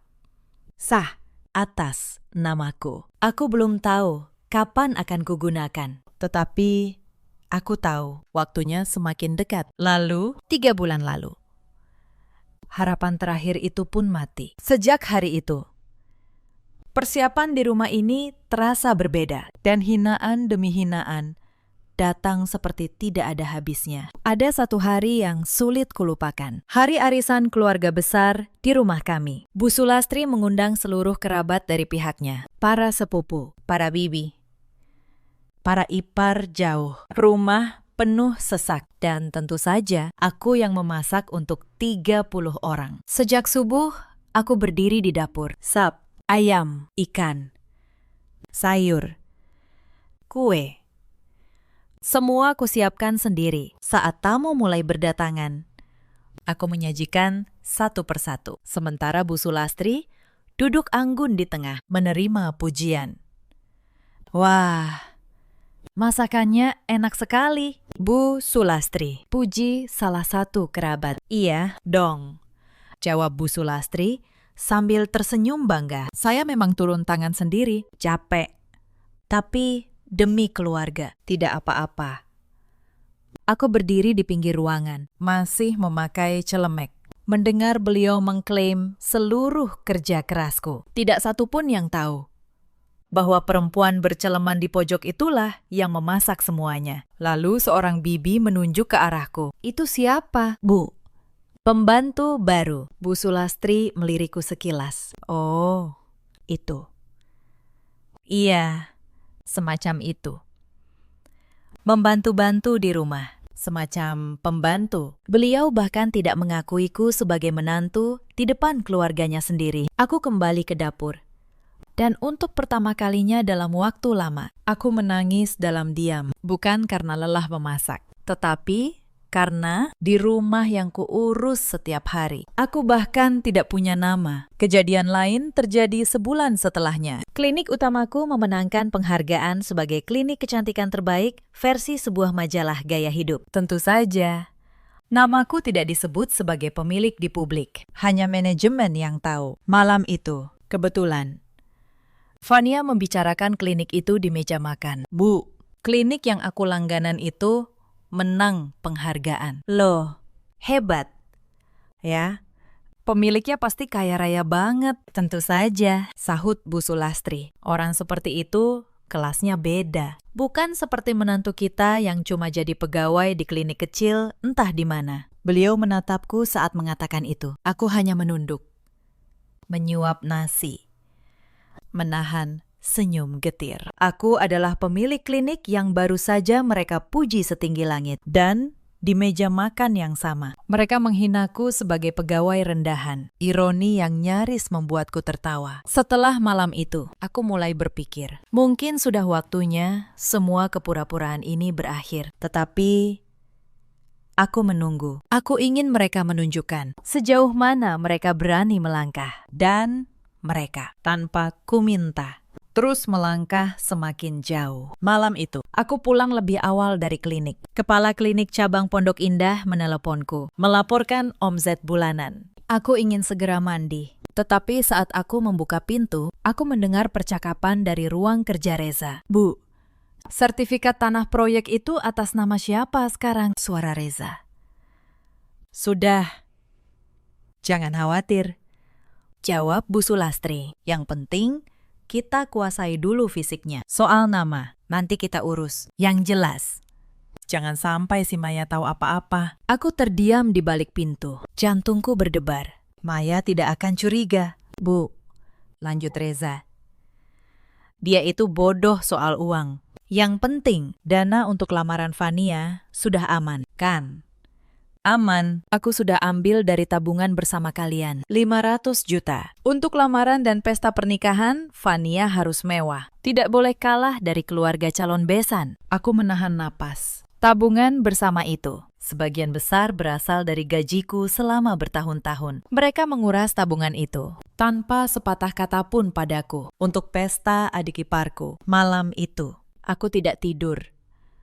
Aku berbaring memandang langit-langit, sementara Reza mendengkur di sisiku. Keesokan paginya, mereka berlaku seolah tidak terjadi apa-apa. Sejak hari itu, persiapan lamaran Fania menjadi pusat dunia di rumah ini. Bu Sulastri menyewa perencana pesta. Fania memesan gaun dari perancang ternama. Reza memesan gedung resepsi paling mahal di Jakarta. Dan aku, seperti biasa, hanya menonton dari pinggir, sambil menyiapkan kopi untuk para tamu yang datang membahas pesta. Suatu sore, perencana pesta itu bertanya padaku, mengira aku pembantu. Mbak, tolong fotokopi daftar tamu ini, ya. Aku menerimanya tanpa berkata apa-apa. Bu Sulastri yang melihatnya hanya tertawa kecil. Iya, suruh saja dia. Dia memang biasa kerja begituan. Fania menambahkan, untung Mbak Maya rajin. Cocok jadi panitia konsumsi nanti. Mereka tertawa. Aku hanya tersenyum tipis, lalu pergi ke dapur. Lalu, 2 minggu sebelum lamaran, datang pukulan berikutnya. Malam itu, setelah makan malam, Bu Sulastri tiba-tiba mematikan televisi. Suasananya berbeda dari biasanya. Maya, katanya. Soal lamaran Fania minggu depan. Iya. Bu, kamu tidak usah datang. Aku menatapnya. Maksud ibu, kamu jangan datang ke acara lamaran. Dan jangan masuk kerja hari itu juga. Suaranya semakin dingin. Di acara lamaran nanti, ada banyak relasi bisnis. Ada keluarga calon besan yang terpandang. Kalau mereka tahu menantu kami penampilannya seperti pembantu, di mana muka ibu nanti? Aku menggigit bibir.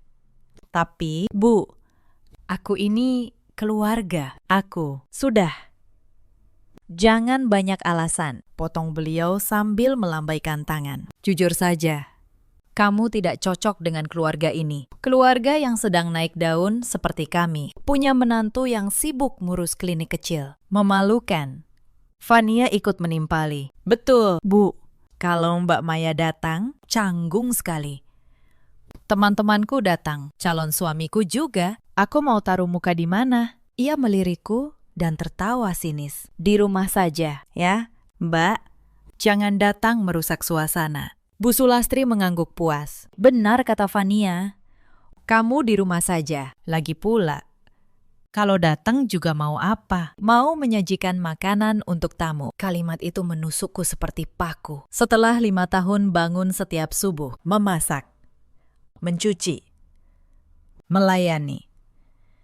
Aku tetaplah orang yang tidak pantas bagi mereka. Aku menatap Reza. Reza, katakan sesuatu. Istrimu dihina seperti ini. Apa kamu akan diam saja? Reza menghindari tatapanku. Ia menggaruk lehernya dengan canggung, lalu meraih remote televisi. Iya, mungkin lebih baik kamu memang tidak datang, supaya Mama lebih nyaman. Kamu mengerti, kan? Aku sadar.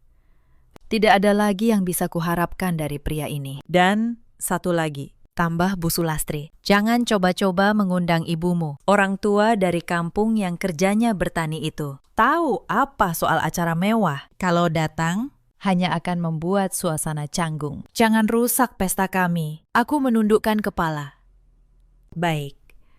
Aku mengerti. Tidak ada lagi yang perlu kukatakan. Aku membawa piring kotor ke dapur. Tanganku gemetar saat meletakkannya di wastafel. Bu Sulastri tidak pernah benar-benar bertemu ibuku. Hanya saat pernikahan kami. Beliau menyapa sekilas. Lalu berkata, "Oh, dari kampung."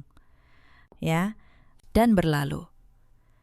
Aku teringat satu kejadian sekitar setahun lalu. Ibuku yang merindukanku datang berkunjung ke Jakarta. Beliau membawa oleh-oleh dari kampung, hasil kebun, kue buatan tangan, hal-hal sederhana yang dibuat dengan cinta. Aku menyambutnya dengan gembira, tetapi Bu Sulastri saat melihat ibuku duduk di ruang tamu, langsung berubah wajah. "Maya," bisiknya tajam menarikku ke dapur. "Kenapa tidak bilang dulu kalau ibumu mau datang? Untung tidak ada tamu. Bisa malu kita. Lihat penampilannya itu. Suruh dia cepat pulang." Ya, ibuku yang mendengar samar-samar dari ruang tamu, hanya tersenyum. Beliau pamit lebih cepat, padahal baru tiba 2 jam. Tidak apa-apa. Nak, bisiknya saat kuantar ke pintu. Ibu tidak ingin merepotkanmu. Aku mengantar ibuku ke bawah dengan dada sesak. Di lobi apartemen, beliau menggenggam tanganku. Maya, kata ibu pelan. Kamu bahagia di sini. Aku tersenyum. Memaksakan diri. Bahagia? Bu, ibuku menatapku lama. Beliau tahu aku berbohong.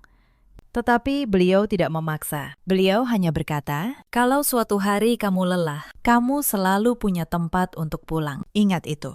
Saat itu, aku menahan tangis sampai mobil ibuku hilang dari pandangan. Perempuan yang dihina Bu Sulastri sebagai orang kampung itu sebenarnya bisa membeli seluruh isi apartemen ini ribuan kali lipat. Tetapi ibuku tidak pernah merasa perlu membuktikan apapun. Karena harga diri sejati, kata beliau, tidak pernah datang dari harta. Aku baru benar-benar memahami kata-kata itu jauh kemudian. Sejak kejadian itu, setiap kali hari raya, rencana mengunjungi ibuku selalu dibatalkan dengan alasan sibuk. Dan jika ibuku ingin mampir, selalu ditolak dengan alasan rumah sedang ada acara. Beliau tidak tahu siapa ibuku sebenarnya. Dari ruang keluarga, terdengar suara gembira Bu Sulastri. Aku harus segera urus daftar tamu. Para relasi, ibu-ibu arisan, keluarga calon besan. Aku mengeringkan tangan di celemek. Aku menatap keluar jendela.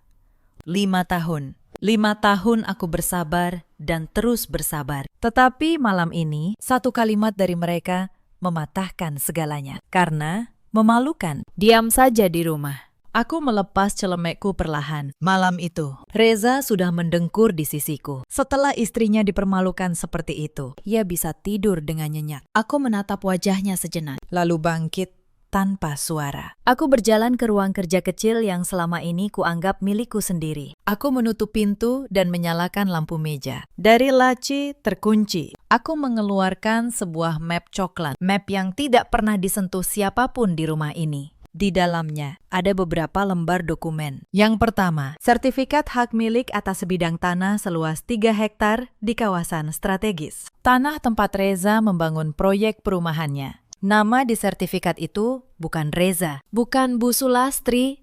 Nama di sana adalah Maya Anindya. Yang kedua, akta perjanjian penyertaan modal 20 miliar rupiah yang 2 tahun lalu Reza terima dari investor anonim. Investor itu bukan orang asing. Investor itu adalah aku. 2 tahun lalu, saat usaha Reza hampir bangkrut, aku diam-diam menyelamatkannya. Lewat sebuah perusahaan investasi yang kukelola atas namaku sendiri. Aku menyuntik modal 20 miliar. Sebagai jaminan, seluruh aset proyek dan tanahnya kuminta dibuat atas namaku, lewat notaris pribadiku, Pak Tigor. Reza menandatangani semua itu tanpa membaca. Ia hanya senang ada uang masuk. Ia bahkan tidak ingat lagi bahwa setiap rupiah yang ia hambur-hamburkan, setiap rupiah yang membeli tas Bu Sulastri dan klinik kecantikan Fania, berdiri di atas tanah dan modal milikku. Aku menutup map itu. Lalu aku mengeluarkan ponsel dan menelpon Pak Tigor. Pak Tigor, maaf menelpon malam-malam, kataku tenang.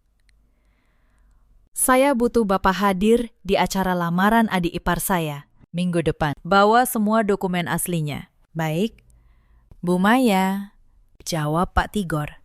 Akhirnya tiba juga waktunya. Iya, kataku. Sudah cukup. Selama 5 tahun, mereka mengira aku perempuan kampung yang miskin dan bodoh. Kenyataannya, justru sebaliknya. Namaku Maya Anindya, pemilik 3 klinik kecantikan ternama di Jakarta Selatan. Pendiri dan pemilik tunggal sebuah perusahaan investasi properti. Klinik tempat Fania bersolek setiap minggu, milikku. Tanah tempat Reza membangun mimpinya, milikku.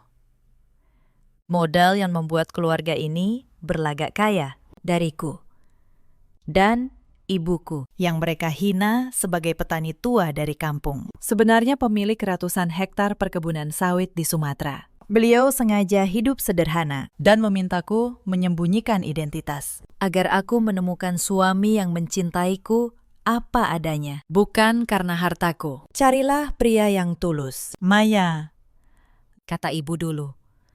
Bukan yang mengincar uangmu. melihat keadaanku sekarang, harapan beliau memang tidak terwujud. Tetapi tidak apa-apa, aku sudah belajar. Minggu berikutnya, Malam lamaran pun tiba. aku datang.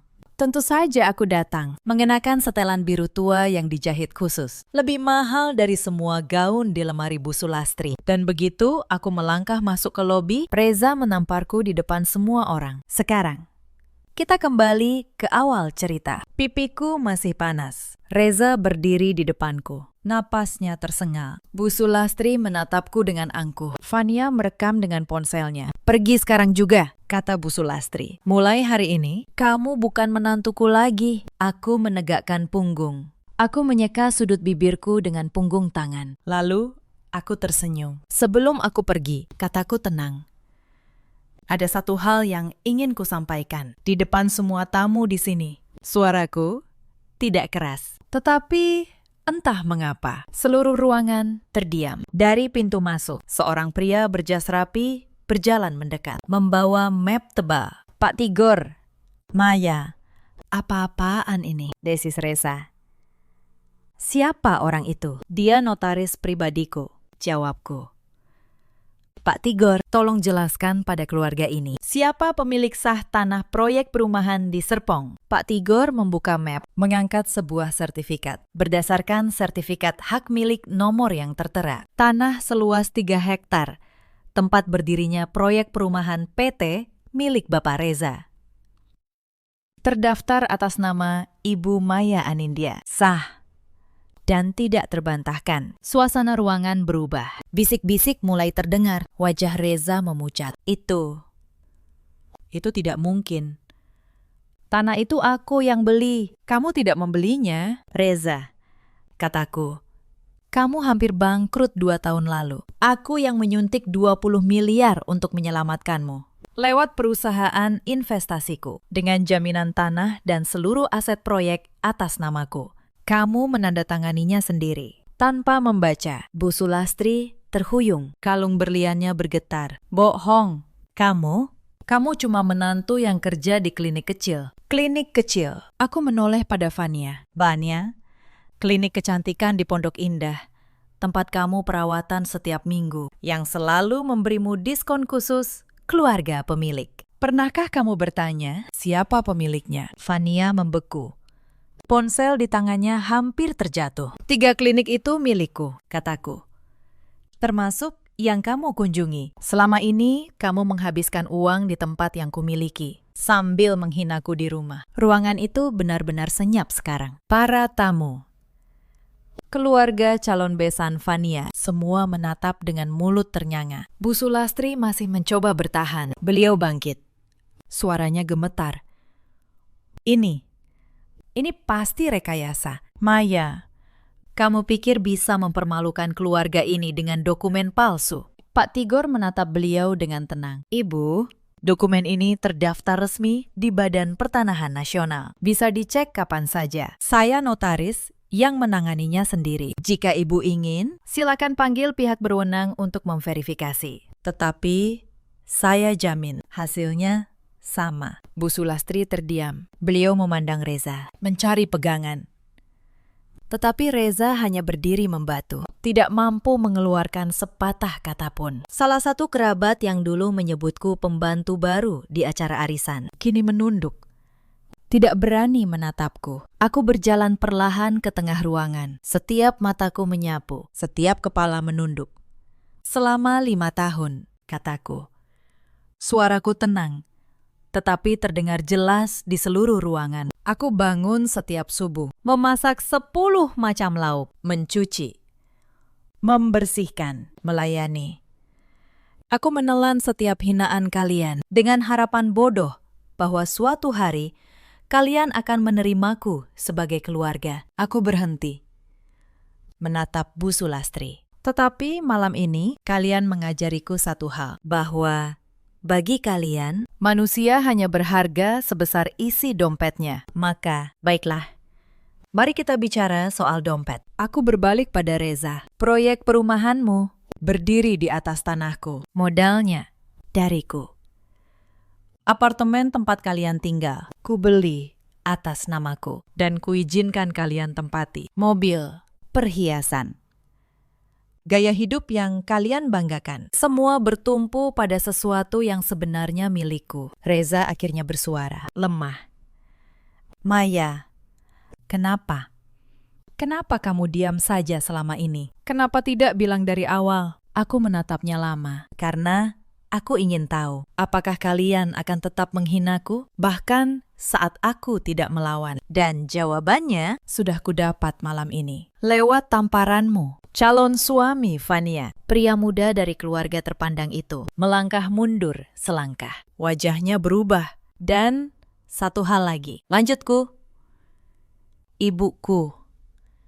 Perempuan yang kalian hina sebagai petani tua dari kampung. Beliau adalah pemilik ratusan hektar perkebunan di Sumatera. Kalian bahkan tidak pantas duduk semeja dengannya. Bu Sulastri jatuh terduduk di kursi. Reza berdiri membatu. Mulutnya membuka dan menutup tanpa suara. Mulai besok, kataku pada Reza, kamu dan keluargamu harus mengosongkan apartemen di Kemang. Sertifikatnya juga atas namaku. Proyek perumahan itu akan kuambil alih sepenuhnya, sesuai akta yang kamu tanda tangani. Pengacaraku akan menghubungimu soal sisanya. Aku menyerahkan amplop putih pada Reza. Surat gugatan cerai sudah kusiapkan sejak seminggu lalu. Kamu menamparku di depan 200 orang, kataku pelan.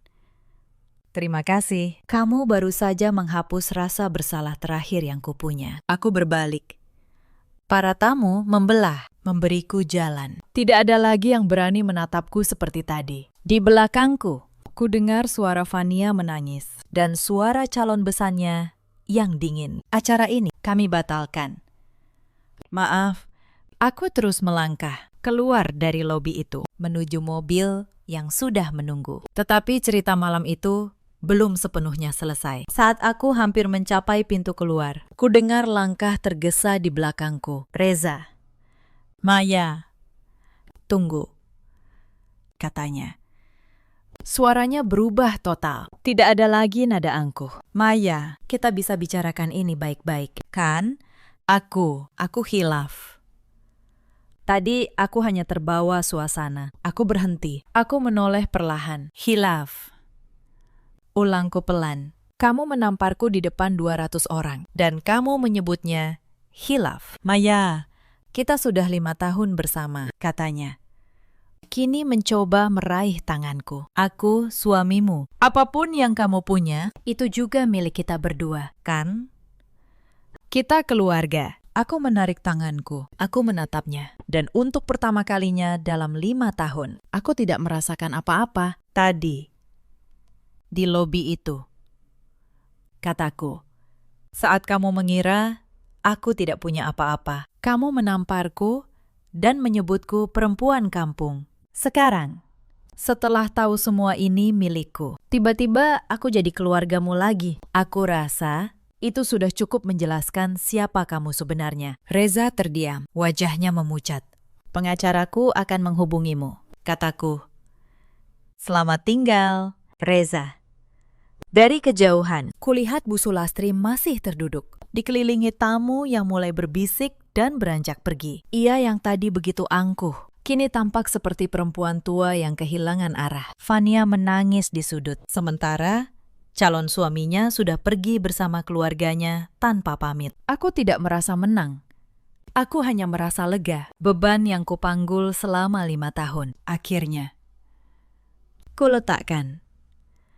Keesokan paginya, aku kembali ke apartemen Kemang untuk terakhir kalinya. Bukan untuk tinggal, tetapi untuk mengambil barang-barangku. Bu Wati, pembantu paruh waktu yang dulu sesekali membantuku, menyambutku dengan mata berkaca-kaca. Bu Maya, saya selalu tahu ibu orang baik. Saya turut sedih melihat perlakuan mereka selama ini. Aku tersenyum, menggenggam tangannya. Terima kasih, Bu Wati. Mulai bulan depan, kalau ibu mau, ada posisi di salah satu klinikku. Gaji layak, jam kerja jelas. Mata Bu Wati berkaca-kaca. Ia mengangguk berkali-kali. Aku berjalan ke kamar yang selama 5 tahun kutinggali. Aku tidak membawa banyak. Hanya beberapa baju, beberapa buku, dan map coklat berisi dokumen yang telah mengubah segalanya. Aku berhenti sejenak di ambang pintu, memandang ruangan itu. Tempat aku menelan begitu banyak air mata. Tempat aku berpura-pura kecil, sampai hampir lupa siapa diriku. Lalu aku menutup pintu dan tidak pernah menoleh lagi. 3 bulan berlalu. Sore itu, aku duduk di teras lantai atas salah satu klinikku, ditemani ibuku, Bu Suryani. Kami menyesap teh hangat, memandang kota Jakarta yang mulai dihiasi cahaya senja. Maya, kata ibu sambil menyodorkan ponselnya. Sudah lihat berita? Aku membaca layar itu. Sebuah judul terpampang. Pemilik perusahaan properti ditahan atas dugaan penggelapan dana proyek. Dari modal yang masuk, sebagian besar terbukti digunakan untuk kepentingan pribadi. Reza akhirnya ditahan. Setelah aku menarik seluruh modal dan mengambil alih tanah, proyek perumahannya runtuh. Para pembeli yang sudah menyetor menuntutnya. Dan saat diaudit, ketahuan bahwa uang proyek banyak yang mengalir ke gaya hidup keluarganya. Ibu mertuamu bagaimana? Tanya ibu. Katanya dikejar penagih utang, jawabku. Apartemen Kemang sudah dikosongkan. Sekarang beliau pindah-pindah di kamar kontrakan. Ibu menyesap tehnya, yang dulu begitu angkuh dengan kalung berliannya. Seharusnya aku merasa kasihan, tetapi anehnya tidak ada perasaan apapun. Vanya, pertunangannya batal, kataku. Keluarga calon suaminya mundur malam itu juga. Sekarang katanya ia tinggal bersama ibunya di kontrakan. Ibu tertawa kecil. Dan Reza, begitu tahu kamu tidak punya apa-apa, dia rela menamparmu. Begitu tahu semua ini milikmu, dia pasti menyesal setengah mati. Mungkin, kataku. Tapi aku tidak peduli lagi. Aku memandang keluar jendela 5 tahun lalu. Aku ingin diakui oleh mereka. Aku ingin menjadi menantu yang baik. Aku percaya jika aku berusaha, suatu hari aku akan diterima sebagai keluarga. Tetapi itu hanya ilusiku. Bagi mereka, sejak awal aku bukan keluarga. Aku hanyalah orang yang bisa dimanfaatkan. Menyesal? Tanya ibu. Tidak. Aku menggeleng. Sama sekali tidak. Ibu tersenyum. Wajah putri ibu akhirnya terlihat cerah. Dulu selalu murung dan lelah. Sekarang sorot matamu berbeda. Aku memang tidak pernah bercermin. Tetapi sepertinya perkataan ibu benar. Akhir-akhir ini, bangun pagi terasa membahagiakan. Tidak perlu bangun subuh untuk memasak. Tidak ada lagi orang yang harus kujaga perasaannya. Surat cerai sudah beres? Tanya ibu. Sudah. Minggu lalu selesai. Aku mengangkat cangkir tehku. Aromanya hangat menyapa hidungku. Sekarang, rencanamu apa? Tanya ibu. Aku memandang ke arah klinik dan gedung-gedung yang kumiliki. Aku akan terus bekerja. Masih banyak yang harus kukerjakan. Tapi kali ini untuk diriku sendiri. Ibu menggenggam tanganku. Itu baru putri ibu. Para sahabat yang menonton sampai di sini. Cerita ini mengajarkan satu hal sederhana. Jangan pernah menilai seseorang dari penampilan luarnya. Dan jangan pernah menginjak orang yang berdiri diam hanya karena ia memilih bersabar. Ada banyak perempuan di luar sana yang seperti Maya dulu. Bangun setiap subuh, melayani keluarga yang tidak pernah menghargainya, menelan hinaan demi sebuah harapan yang bahkan tidak pernah dibalas. Mengira bahwa kesabaran akan dibayar dengan pengakuan. Ada juga banyak suami seperti Reza yang diam saat istrinya dihina, yang lebih takut pada ibunya daripada peduli pada pasangannya, yang baru menyadari nilai seseorang setelah kehilangan segalanya. Dan ada pula para ibu mertua seperti Bu Sulastri yang menilai manusia dari isi dompet, yang lupa bahwa kesombongan selalu punya harga yang harus dibayar. Dalam hidup, kita selalu punya pilihan. Bersabar bukan berarti lemah, tetapi tahu kapan harus berhenti bersabar. Itulah keberanian yang sesungguhnya. Kalau kalian punya kisah serupa, ceritakan di kolom komentar. Bagikan video ini pada siapapun yang mungkin membutuhkannya. Terima kasih sudah menemani sampai akhir. Sampai jumpa di cerita berikutnya.